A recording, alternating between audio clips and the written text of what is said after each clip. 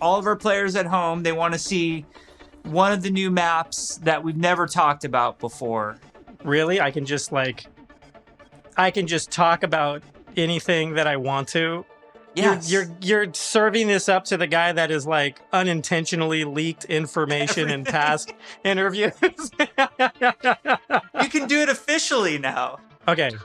So one of the maps that I'm most excited for in Overwatch 2 is our Rome map. We always want Overwatch to feel like this globe-trotting adventure for our players. So we're having a lot of fun coming up with the Overwatch version of Rome. We wanted a very romantic, sort of this powerful feeling of old world architecture.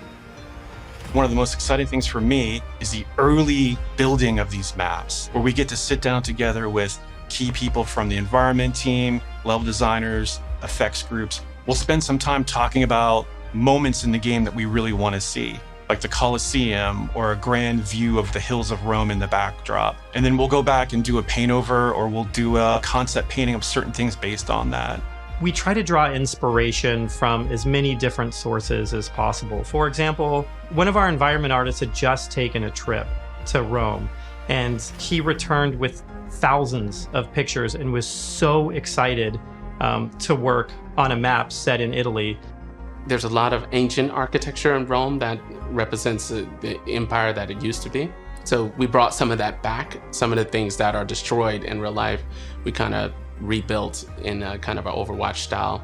It's one of the most beautiful pieces of environment art that I think we've made for the entire game, and it just absolutely took my breath away. Can we reveal more maps? Yes, Scott. Scott, why don't you have the honor? Why don't you reveal, like, is there an artified, like, let's pick an artified one.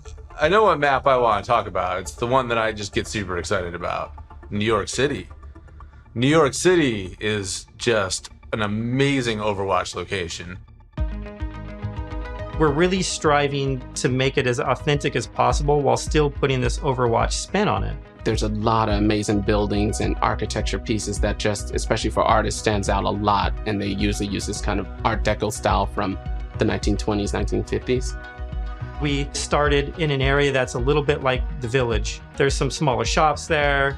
There's a fire station, little pizza places, and things that people that are familiar with New York City will either recognize or maybe see the reference that we're trying to make with some of our different locations. It feels like something you haven't seen in other games before because it's uniquely Overwatch.